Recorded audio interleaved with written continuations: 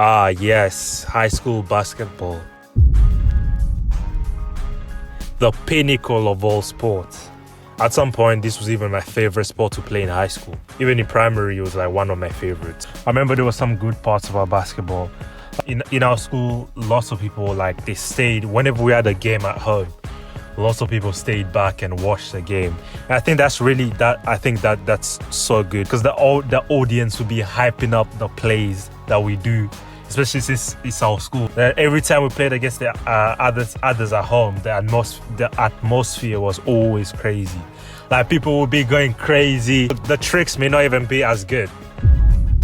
As long as we're playing better than the other team, we're getting glazed. And that was always the best. That was always like motivating and all that. And it was pretty intimidating for the unlucky schools that had to play us. Wouldn't want to be them, right?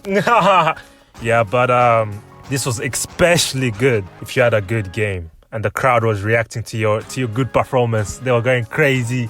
Like, you cross up someone, the crowd goes crazy. That's the best feeling ever, honestly. And also when you get so much, so much aura from having a good performance at home. So much, right? It's crazy. Yeah, but however, the bad thing was that if you got embarrassed, the crowd still goes crazy as well. So yeah, the crowd was kind of merciless in that regard. Yeah, imagine getting, embarrassed. You get crossed over and you end up on the opposite side of the court. And then everyone goes crazy. And the worst part is you have to go to school with people that know you got done this way, bro.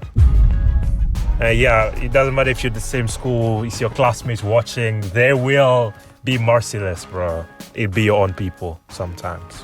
So yeah, and I actually think the best part, right? Playing at home is good, I know, but have you ever played away and you win? I think that's better than playing at home and winning.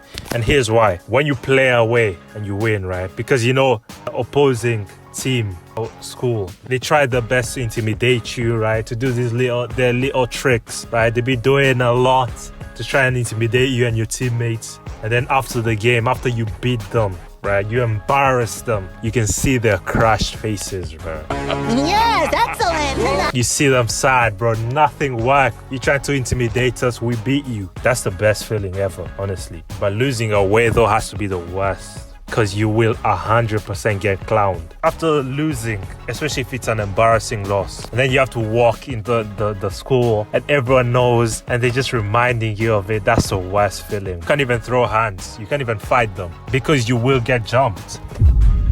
So in my opinion, losing away has to be the worst. I mean, losing at home, what really happens when you lose at home? Losing at home is like, yeah, whatever. But losing away, like if people lost at our school, if we beat our opponents at home, we're letting them know, bro. Part is that could be you. So if you lose away, it's not a good feeling at all. But yeah, I also want to talk about how strict our coach is. I don't know if it's like that everywhere, but our coach was really strict, like really strict. I remember there was a time when one of our best players, right, he was playing well the entire game, but then he messed up a pass. Like, he did a bad pass and he was sent off. He was subbed off immediately. Like, that's crazy to me. He was immediately subbed off, bro. And I'm just thinking, like, imagine you're a sub, right? Average player. You're an average sub. And then one of the best players gets subbed off for doing a bad pass. And then you have to come in and fill in for him. Yeah, GG, my guy. But like, yeah, this is all.